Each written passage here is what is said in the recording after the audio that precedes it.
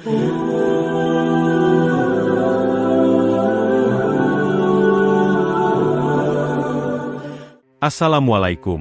warahmatullahi wabarakatuh. Sahabat Mumtana, sebelum menyimak kisah cerita hari ini, saya sarankan untuk menulis sholawat kepada Nabi di kolom komentar. Semoga sholawat kita menjadi penolong kita kelak di padang mahsyar. Kami doakan semoga kalian mendapatkan rezeki yang barokah dan diberi kemudahan oleh Allah Subhanahu wa Ta'ala dalam menjalani kehidupan sehari-hari. Satu kalimat hinaan yang terlontar terhadap Jenderal Dimas Prakoso bukan sekadar kata-kata biasa. Kalimat itu ibarat bara api yang langsung menyulut amarah yang membara dalam dada setiap prajurit Kopaska, pasukan elit TNI yang selalu menjaga kehormatan bangsa. Bukan soal politik, tapi tentang harga diri dan martabat yang telah mereka jaga dengan nyawa.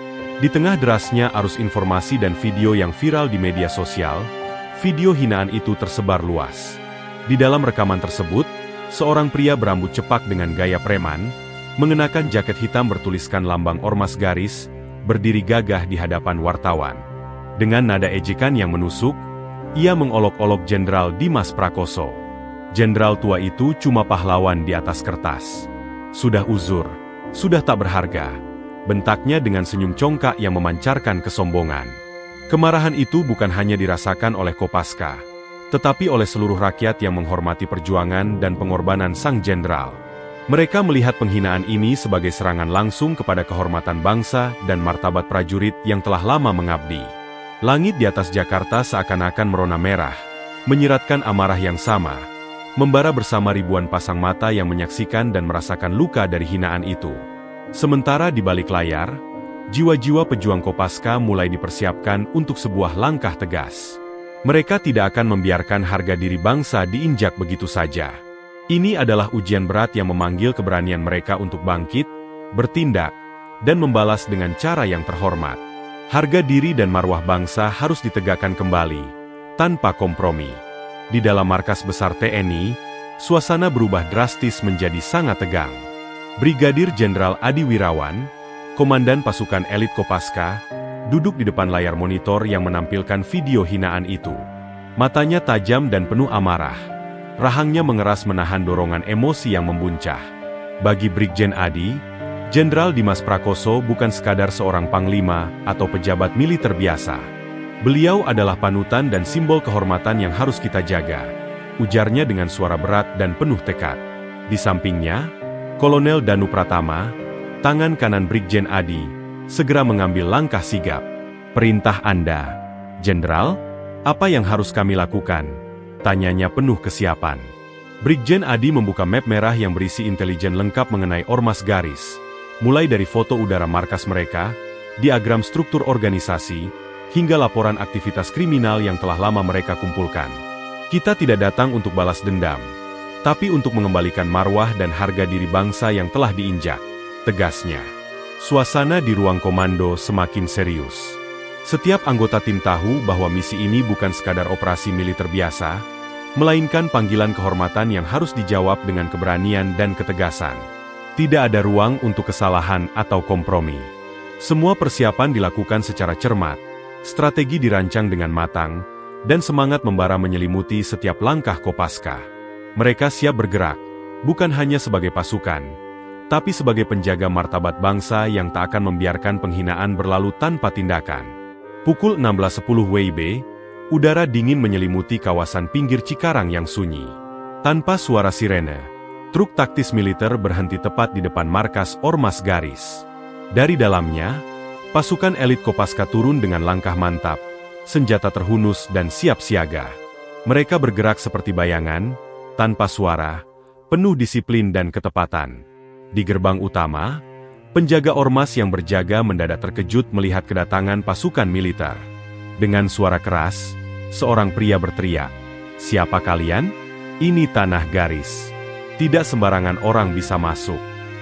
Namun Kapten Arif Santoso, pimpinan lapangan, hanya menatap dingin tanpa membalas kata-kata itu. "Mundur atau tumbang," ancamnya singkat. Tawa kasar penjaga itu langsung terhenti ketika peluru karet meluncur dan menghantam dadanya. Kepanikan segera meledak. Anggota Garis yang lain bergegas keluar dengan membawa senjata tajam, berusaha melawan, Tapi Kopaska sudah bergerak cepat. Mereka menyerbu dengan kecepatan dan ketepatan luar biasa, menyisir setiap sudut markas. Zona depan markas berubah menjadi medan tempur singkat namun brutal.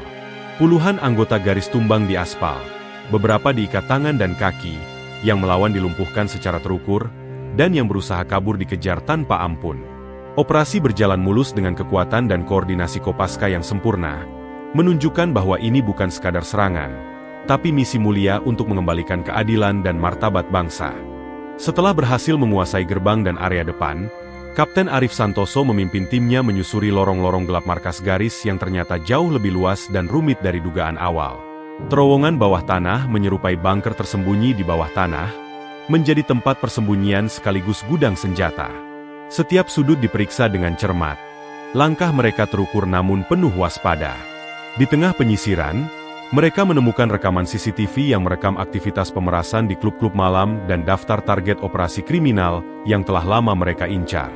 Letnan Bayu dengan sigap menendang pintu brankas yang terkunci rapat, membuka rahasia kelam yang selama ini tersembunyi. Sementara itu, Ricardo Zamora, pemimpin Ormas Garis, yang mengetahui serangan datang, berusaha melarikan diri melalui lorong bawah tanah yang penuh liku. Nafasnya memburu, langkahnya panik, tetapi Kapten Arif dan tim sudah mengepung jalur pelarian. Jangan biarkan dia lolos. Ricardo adalah kunci seluruh operasi ini, teriak Kapten Arif sambil mengejar. Ricardo mencoba membuka pintu besi menuju garasi, namun langkah berat terdengar semakin dekat. Tembakan terarah dari Letnan Bayu mengenai bahu Ricardo, melumpuhkan gerakannya. Dengan cepat, Ricardo diborgol. Operasi Kopaska berhasil mengamankan dokumen penting dan menangkap pelaku utama, menandai titik balik dalam perjuangan menegakkan hukum. Di ruang interogasi yang dingin dan sunyi, Ricardo Zamora duduk membisu dengan wajah penuh kepenatan dan ketegangan. Lampu redup menggantung di atas, menyoroti kerutan di wajahnya yang mulai menua karena tekanan yang bertubi-tubi. Di hadapannya, Brigadir Jenderal Adi Wirawan berdiri tegak, tatapannya tajam dan tak tergoyahkan. Bersama penyidik, mereka menunggu jawaban yang dapat mengungkap jaringan gelap di balik Ormas Garis. Siapa yang mendanai kalian? Siapa otak di balik semua ini? Tanya Brigjen Adi dengan suara tegas namun terkontrol, mencoba menembus kebisuan Ricardo. Awalnya Ricardo tetap bungkam, menolak membuka mulut, menahan rahasia yang dapat mengguncang dunia politik dan bisnis.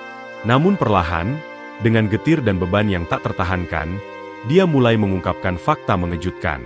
Nama seorang politisi senior dan pengusaha kaya terungkap sebagai dalang utama yang selama ini membiayai dan melindungi jaringan kriminal Garis. Pengakuan itu menjadi bom waktu yang mengguncang banyak pihak. Di balik wajah-wajah yang terlihat membela rakyat dan menjaga ketertiban, ternyata tersembunyi pengkhianatan dan keserakahan yang merusak fondasi negara.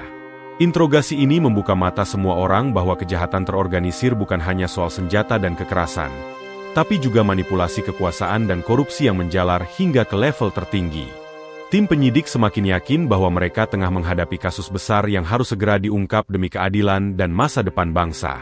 Hari-hari setelah operasi Kopaska, tim militer dan intelijen bergerak cepat membongkar jaringan kejahatan yang selama ini bersembunyi di balik topeng Ormas Garis. Bukti demi bukti dikumpulkan, saksi-saksi penting mulai muncul memberikan kesaksian yang menguatkan kasus.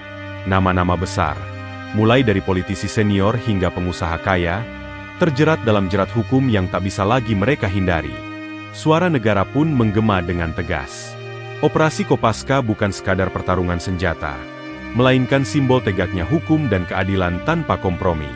Ini adalah peringatan keras bahwa siapapun yang mencoba menginjak-injak martabat bangsa dan menyalahgunakan kekuasaan akan berhadapan dengan ketegasan negara.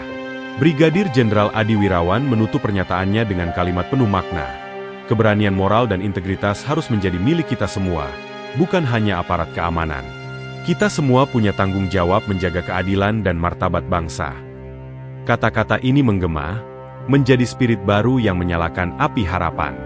Meski badai belum sepenuhnya berlalu dan tantangan masih menghadang, cahaya harapan mulai menyelinap ke sudut-sudut negeri.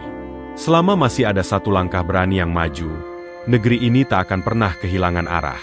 Operasi Kopaska menjadi bukti nyata bahwa keadilan bisa ditegakkan, dan bangsa ini mampu bangkit dari kegelapan menuju masa depan yang lebih cerah.